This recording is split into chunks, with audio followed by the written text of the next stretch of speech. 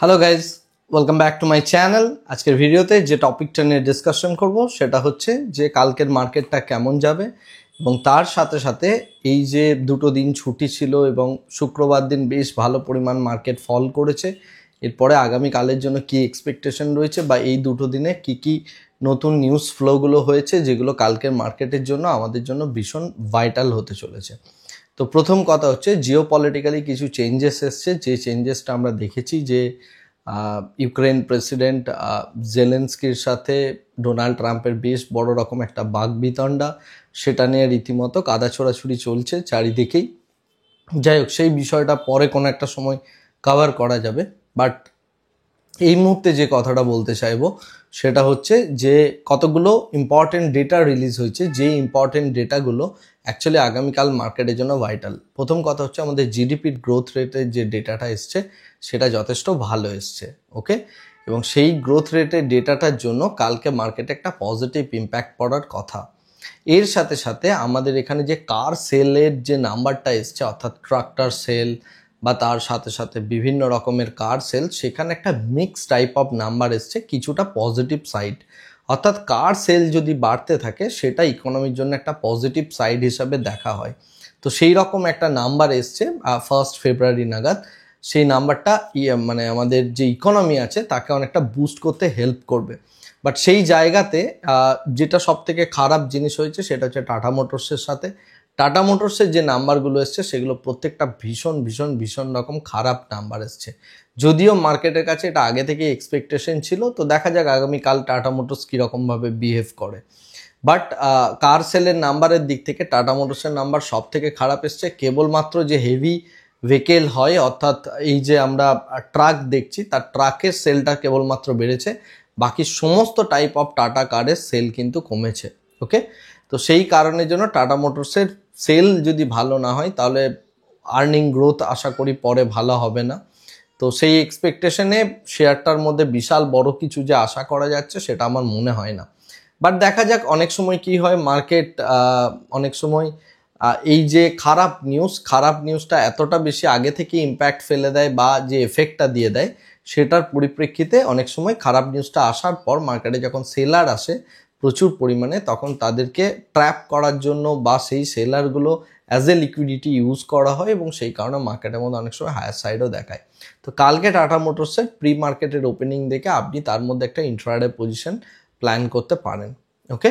যাই হোক, এরপরে যে কথাটা বলবো সেটা হচ্ছে এই দুটো পার্ট ছাড়াও আদানি এন্টারপ্রাইজ অ্যাকচুয়ালি ইউএস এর মধ্যে টোটাল $10 বিলিয়ন একটা ইনভেস্টমেন্ট করতে চলেছে এবং যেখানে ইউএসএতে 15,000-এর কাছাকাছি জব ক্রিয়েট হতে চলেছে। পুরোপুরিভাবে বোঝাই যাচ্ছে ডোনাল্ড ট্রাম্পকে সাপোর্ট করার জন্য বা তাকে একটা গিফট দেওয়ার জন্য। বাট বেসিক্যালি এটা কেন গিফট দেওয়া হচ্ছে না দেওয়া হচ্ছে সেটা আশা করি আপনারা প্রত্যেকেই বুঝতে পারছেন। আমি এই বিষয় নিয়ে আর নতুন কিছু বলছি না। However that is a good move আমার মনে হয়। নেক্সট যে বিষয়টা রয়েছে সেটা হচ্ছে আমাদের ইন্ডিয়ান গভর্নমেন্ট একটা ছোট মানে খারাপ টাইপের মানে মিস আপ করে ফেলেছেন বেসিক্যালি। সেই মিস আপটা হচ্ছে কি, সোভারেজিয়ান গোল্ড বন্ড নিয়ে তার ওপর দেখা যাচ্ছে ইন্ডিয়ান যে গভর্নমেন্ট রয়েছে তার ওপর 1.12 লাখ করোড় অর্থাৎ 1.12 লক্ষ কোটি টাকার মতো একটা বেশ বড় রকমের অ্যামাউন্টের ডেপ্ট ক্রাইসিস আসতে চলেছে ইন্ডিয়ান গভর্নমেন্টের তরফ থেকে। সেই ডেপ্ট ক্রাইসিসটা ম্যানেজ করার জন্য আমাদের আরবিআইয়ের নতুন গভর্নর তাকে বলা হয়েছে এবং সোভারেজিয়ান গোল্ড বন্ডের ওপর থেকে তারা একটা নতুন নর্মস বের করেছে। লাস্ট ইয়ারের পর থেকে নতুন কোনো স্কিম কিন্তু এই বন্ডে আসেনি। যে মেসআপটা করা হয়েছে বা যে মানে যে অ্যাকাউন্টিংয়ের যে ভুলভাল জিনিসটা করা হয়েছে সেটা অ্যাকচুয়ালি হচ্ছে যে সোভারেজিয়ান গোল্ড বন্ড থেকে যে পরিমাণ টাকা এসছে সেই টাকাটা গোল্ড না কিনে গভর্নমেন্ট ইনফ্রাস্ট্রাকচার প্রজেক্টে খরচা করেছে, রাইট। এখন যে জিনিসটা দেখা দিচ্ছে যে সেই জায়গা থেকে এই গোল্ড বন্ডের জন্য যে টাকাটা গভর্নমেন্টকে রিটার্ন করতে হবে সেই জায়গার ফান্ডের অভাব পড়ছে। তো সেই ফান্ডটা আসবে কোত্থেকে? হয় নতুন করে ট্যাক্সের বোঝা চাপানো হবে, আর না হলে আমরা যেটা দেখতে পাবো যে আরবিআই বিভিন্ন রকম সোয়াপ সিস্টেম আনার চেষ্টা করছে বা বিভিন্ন রকমের ডিল দেওয়ার চেষ্টা করছে যারা অলরেডি এই বন্ড হোল্ড করছেন, বিশেষ করে 2017-এর পর থেকে। তো তো সেই জায়গা থেকে এটা ইন্ডিয়ান গভর্নমেন্টের জন্য, গভর্নমেন্ট ফান্ডের জন্য যথেষ্ট মানে খারাপ একটা সিনারিওস বলা যেতে পারে। হাওয়েভার লাস্ট ইয়ারের ইনফ্রাস্ট্রাকচার প্রজেক্টগুলো এখান থেকেই ফান্ডিং হয়েছে বলে অনেকেই মনে করছেন। যাই হোক, এটা হচ্ছে টোটাল সিনারিও মার্কেটের মধ্যে, এবং মার্কেটে যে সেল অফটা চলছে সেই জায়গায় একটা বেশ ভালো রকম ভোলাটাইল সিনারিও রয়েছে। আমি যেটা এক্সপেক্ট করছি কালকের মার্কেটের জন্য, আমি কাউকে ট্রেড করতে বলছি না, নিজেরা নিজেদের প্রাইস অ্যাকশন দেখে, সমস্ত কিছু দেখে, ওপেন ইন্টারেস্ট দেখে তারপরে আপনি ট্রেড করবেন।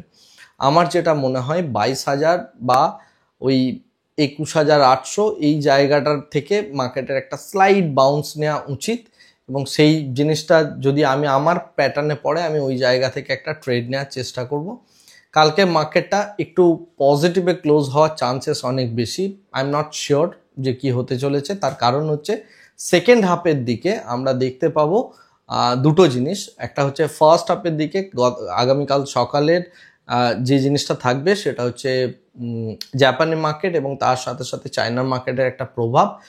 আর যখন আফটারনুন সেশন হবে তখন ইউরোপিয়ান মার্কেট কিভাবে ইম্প্যাক্ট ফেলছে বা ইউরোপিয়ান মার্কেট কিভাবে রিয়্যাক্ট করছে জেলেনস্কির এই ব্যাপারটা, সেই জিনিসটার ওপরেও একটা বেশ বড় রকম প্রভাব থাকবে আমাদের মার্কেটের মধ্যে। তো এই দুটো হাফকে ব্যালেন্সড করে খেলার চেষ্টা করবেন আগামীকালের জন্য। এবং আমার যেটা মনে হয়, যেহেতু এত বড় একটা ফল হয়েছে, কালকে একটা গ্যাপ ডাউন হয়ে তারপরে সেখান থেকে একটা ছোট্ট উপরের দিকে বাড়ার চান্স আছে, বা কালকে একটা স্লাইড ছোট্ট গ্যাপ আপ হলেও হতে পারে, যেহেতু জিডিপির ডেটা এবং তার সাথে কার সেলের নাম্বারটা ভালো এসছে কিছুটা, মানে ভালো বলতে একটা মিক্স টাইপের এসছে, কিছু কিছু কোম্পানির ভালো, কিছু কিছু কোম্পানির খারাপ, রাইট? তো সেই জায়গা থেকে একটা ভোলাটাইল মার্কেট আমরা দেখতে পাবো বলে আমি এক্সপেক্ট করছি। খুব যে বড় একটা ট্রেন্ডিং মার্কেট হবে সেটা আমার মনে হয় না, but I could be wrong, I deserve all the rights to be wrong, right? কারণ আমি জাস্ট আগের দিন বসে একটা অ্যানালিসিস করছি আগামীকাল সকালের মার্কেটের যে বিহেভিয়ার সেটা জাপানের মার্কেট, চায়নার মার্কেটের উপর নির্ভর করছে এবং তার সাথে ইউকের মার্কেটের উপরেও নির্ভর করছে। তো এটাই হচ্ছে টোটাল মার্কেটের ওভারঅল পজিশন, এবং যে যে ইম্পর্ট্যান্ট নিউজগুলো বা যে যে ইম্পর্ট্যান্ট ফ্যাক্টরগুলো ছিল এই উইকেন্ডের জন্য সেগুলো প্রত্যেকটাকে আমি আপনাদের জানানোর চেষ্টা করলাম। আজকের ভিডিওটাকে আপাতত এখানেই স্টপ করছি। Thank you very much, bye bye, tata.